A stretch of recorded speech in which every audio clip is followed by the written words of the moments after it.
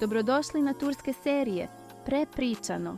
U trećoj najavi gledamo kako Alijin dolazak u vilu Albora pokreće otvorena priznanja, prijetnje koje paraju kuću i sukob na trgu, koji prijeti da zapali obje porodice. Alija izlazi iz Džihanovog auta u dvorištu vile Albora. Mine i Sadakat je ugledaju iznenađene i nimalo sretne. Mine odmah upita Džihana: "Šta ona radi ovdje? Zar se više ničega ne plašiš?"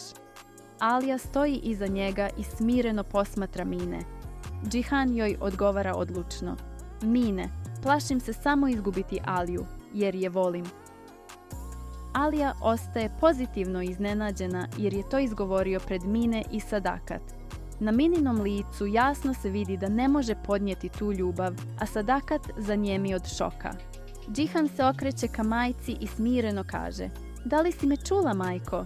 Ja volim Aliju." Mine pokušava da isprovocira ciničnim riječima: "Dobro, a Alija? Da li ona voli brata od svog muža?" Sadakat zbunjeno upita: "Šta si to učinio, Džihane?" U tom trenutku Alija priđe Džihanu, uhvati ga za ruku i kaže Mine: "Volim ga cijelim srcem." Mine puca od ljubomore, a Džihanu je drago što je Alija pred svima priznala svoje osjećaje. Kasnije Mine prijeti Sadakat: "Vrlo otvoreno i jasno govorim, ako Alija ne ode, ja ću otići Edžmelu." Sadakat poludi i prevrne sto. Mine se trgne i prepadne, kao da je prvi put shvatila šta je Sadakat u stanju učiniti. Na trgu vlada potpuni haos. Tu su Edžmel i njegovi ljudi, Šahin, Nare i Fidan. Dolaze i Džihan i Kaja. Za njima se pojavljuje i Sadakat i čim ugleda Nare pored Šahina, uputi joj oštar pogled. Pištolji se uperuju jedni u druge. Džihan pogleda Edžmela i klimne glavom. Edžmel, iako nerado, pokretom ruke naredi svojim ljudima da spuste pištolje.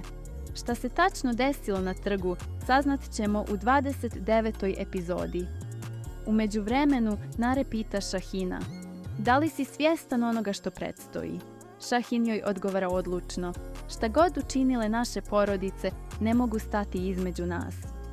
Treća najava otvara ključna pitanja.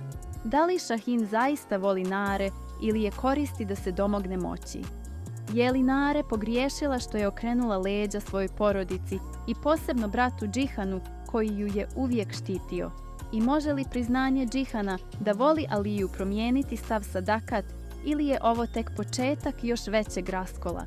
Pišite u komentarima vaša mišljenja dok čekamo 29. epizodu. Ako volite ovakva filmska prepričavanja, pretplatite se na turske serije.